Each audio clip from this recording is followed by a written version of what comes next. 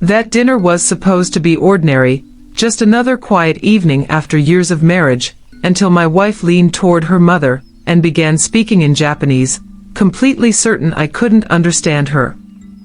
I kept my eyes on my plate, listening as she said things about me I never imagined she felt, and in that moment I realized how little you can truly know the person you share your life with. If this story resonates with you, you're welcome to quietly support the channel by liking and subscribing for more real-life stories like this. That dinner was supposed to be ordinary, the kind of quiet evening married couples slip into after years together, but it became the moment my understanding of my marriage began to unravel. We were sitting across from another couple, laughing politely, sharing food, when my wife leaned slightly toward her friend and switched to Japanese, her voice calm, almost casual.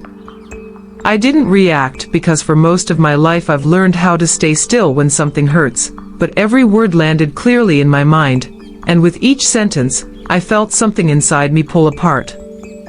I grew up in Canada as the son of immigrants, learning early how to live between cultures, how to listen more than I spoke, and how language could be both a bridge and a shield.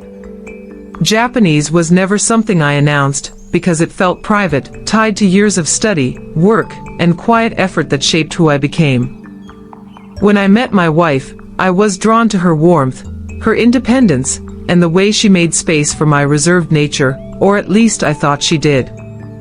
Our early years were filled with small rituals, shared meals, long drives, plans spoken softly late at night, and I believed we were building something steady, something honest.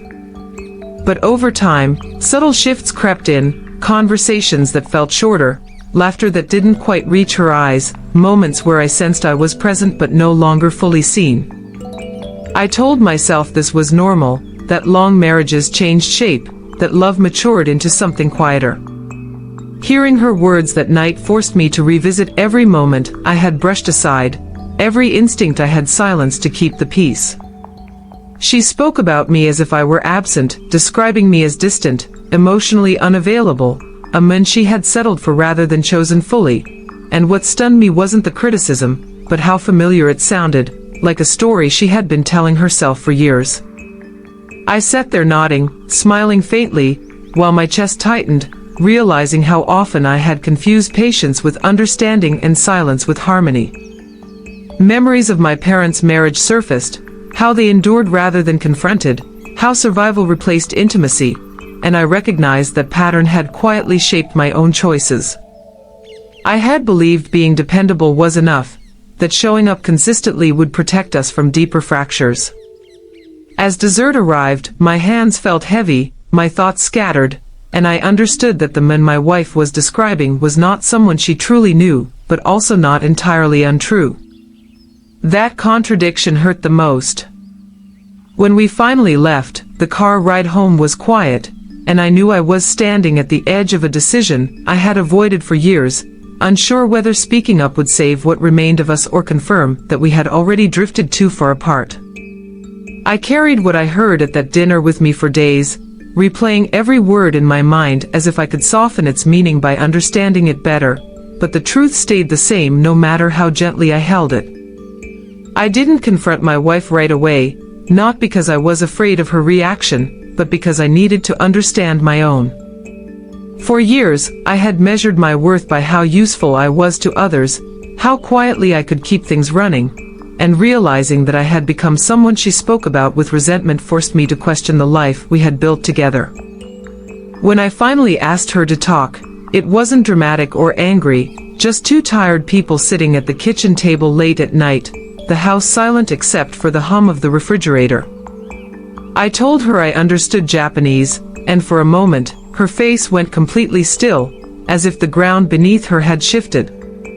She didn't deny what she said, and that honesty, as painful as it was, became the turning point. She spoke about feeling lonely inside our marriage, about carrying frustrations she didn't know how to express without hurting me, and hearing that made me realize how much silence had shaped our relationship. I listened without interrupting, something I had learned to do well, but this time I wasn't disappearing into it. As the conversation unfolded, I recognized my own part in the distance between us. How often I chose peace over truth, comfort over vulnerability, believing that being agreeable was the same as being loving. The real shock wasn't what she said about me to others, but how little we had said to each other. There was a moment, quiet and heavy, when we both understood that things couldn't continue the way they had, and the decision before me became clear. I could keep absorbing disappointment and call it loyalty, or I could set a boundary, even if it meant risking the marriage I had worked so hard to preserve. I told her I needed honesty going forward, not kindness that existed only in public, and I needed to feel respected, even in rooms I wasn't meant to understand. That night didn't magically fix us, but it changed the way I saw myself. Whether we stayed together or not, I realized my value wasn't defined by how much I endured in silence. In choosing to speak, calmly and without blame, I felt something loosen inside me, a sense that healing doesn't always come from forgiveness alone, but from finally allowing yourself to be seen.